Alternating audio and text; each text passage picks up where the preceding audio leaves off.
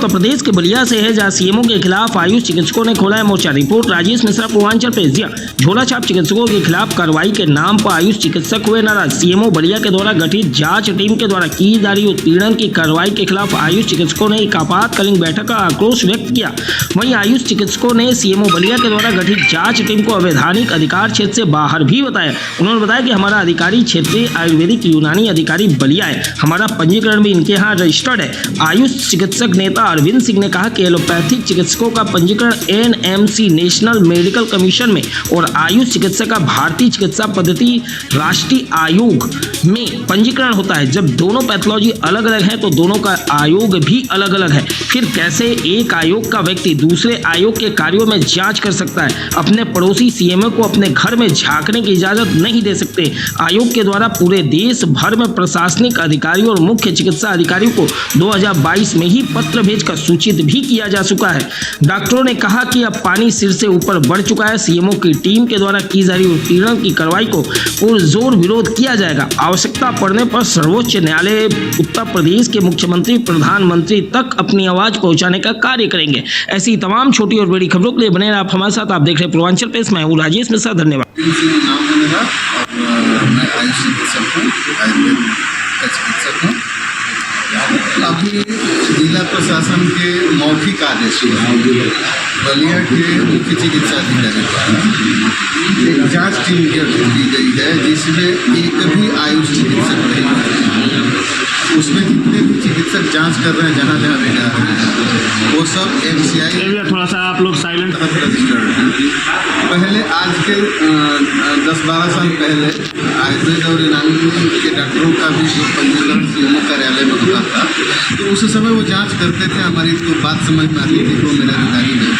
लेकिन जब से हमारा डिपार्टमेंट, हमारा मंत्रालय, हमारा बोर्ड, हमारा जिला स्तर का कार्यालय सब कुछ अलग कर दिया गया, तो उसके बाद मेरी जो भी जांच होनी चाहिए वो क्षेत्रीय आयुर्वेद यूनानी अधिकारी द्वारा होनी चाहिए या आयुष के किसी भी चिकित्सक के द्वारा जो टीम गठित नियम, अगर कोई टीम गठित करता है उसमें सारे चिकित्सकों को, आयुष चिकित्सकों को रख दें और वो मेरी टीम मेरी जांच करें और उसमें जो भी कार्रवाई मेरे ऊपर होनी है, अगर मैं गलत पाया जाता हूँ, मेरे ऊपर कार्रवाई होनी है, तो यूपी इंडियन मेडिसिन एक्ट 1939 के तहत हमारे ऊपर कार्रवाई होगी, न कि MCI एक्ट 1956 के तहत।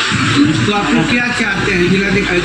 जिले में कोई इस संबंध में भारतीय चिकित्सा पद्धति राष्ट्रीय आयोग, जिसका अभी नया नया गठन हुआ है, इसका पूर्व नाम जो है central council of Indian medicine था, NCISM, तो इसका जो है अभी नए सिरे से भारत सरकार ने गठन किया है। इसने 18/1/2022 को लेटर जारी करके सभी को सूचना दे दिया है कि MCI के लोग CCIM या NCISM के लोगों पे कहीं से भी जांच करने के लिए या उनके ऊपर उनका कोई नियम कानून लागू नहीं होता। ये सारी सूचना दी जा चुकी है पूर्व में हमारे बोर्ड के द्वारा, हमारे आयोग के द्वारा।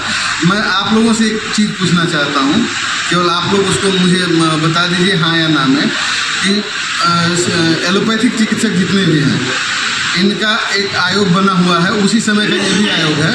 तो इनका आयोग बना है, इसको कहते हैं NMC नेशनल मेडिकल कमीशन। ये उनके यहाँ रजिस्टर्ड होते हैं और आयुर्वेद और यूनानी के लोग जो हैं, भारतीय चिकित्सा पद्धति राष्ट्रीय आयोग, इसको NCISM के नाम से जाना जाता है, यहाँ रजिस्टर्ड होते हैं। तो किन परिस्थितियों में एक आयोग के लोग दूसरे आयोग के लोगों की जांच कर सकता है? ये कौन सा नियम कानून है? संविधान में कहाँ लिखा है या किसी सरकार का आदेश हो या कोई भी ऐसा सिस्टम हो, तो माननीय CMO, माननीय DM या तो उसकी एक कापी मुझे दे दें ताकि मैं पढ़ के संतुष्ट हो जाऊँ और अपना सेंटर उस नियम कानून के तहत करूं जिसके तहत वो चाहते हैं। अगर वो नहीं इस बात का हमको समझा पाते या जवाब दे पाते या लिखित में कुछ दे पाते हैं, तो इस लड़ाई को मैं ज़मीन से लेके और दिल्ली तक, बलिया से लेके दिल्ली तक, चाहे वो सरकार से हो या कोर्ट से हो, मैं करने और लड़ने दोनों के लिए तैयार हूँ। जहाँ तक मेरा खुद का अनुभव है, ये आपको भी संज्ञान में होगा कि अभी पड़ोसी स्टेट जो बिहार है, यहाँ पे शराबबंदी लागू है। वहाँ एक बूंद शराब कोई नहीं पी सकता। और उसी से अलग हुआ झारखंड है, जहाँ 5 लीटर शराब प्रति व्यक्ति अपने पीने के लिए प्रतिदिन बना सकता है। तो क्या बिहार का नियम झारखंड पर लागू हो जाएगा जब झारखंड बिहार से अलग हुआ है? ठीक उसी तरीके से सीएमओ ऑफिस से जब हम अलग हो गए तो सीएमओ का कोई नियम कानून मेरे ऊपर कैसे लागू होगा? या तो आप सीएमओ से पूछ लीजिए, डीएम से पूछ लीजिए, या फिर इस लड़ाई में जैसे भी आगे बढ़ना है हमको, हम आपका सहयोग चाहेंगे और चाहेंगे कि सभी चिकित्सक बंधु हम लोगों का सहयोग करते रहें और इस लड़ाई को जमीन से लेकर आसमान तक पहुँचाएंगे। हम अपने पड़ोसी को ये हक नहीं देते कि वो मेरे घर में ताक झाँक करे। सीएमओ मेरा पड़ोसी है।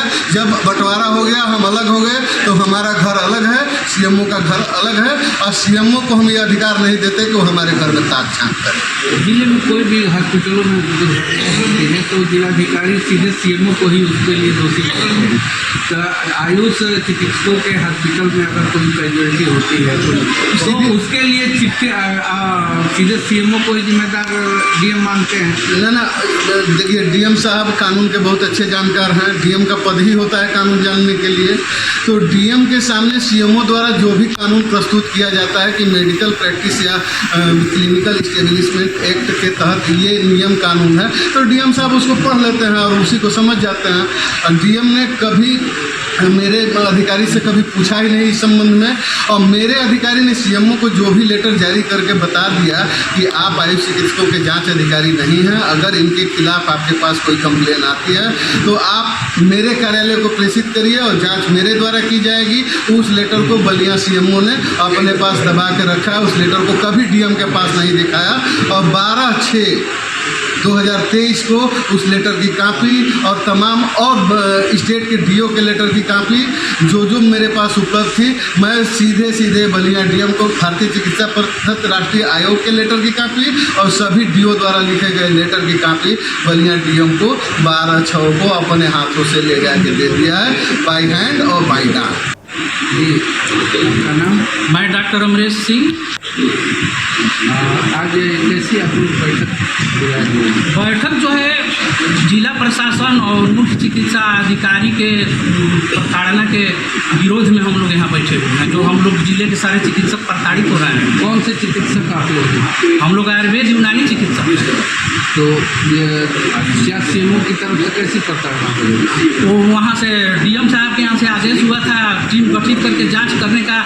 तो ये लोग धारा 1956 के तहत रजिस्टर्ड होते हैं, जो सीएमओ कार्यालय के लोग हैं। हम लोग 1939 के तहत होते हैं और हम लोगों के नियम कानून को ये लोग नहीं जानते हैं और न उसका ये व्याख्या कर पाते हैं।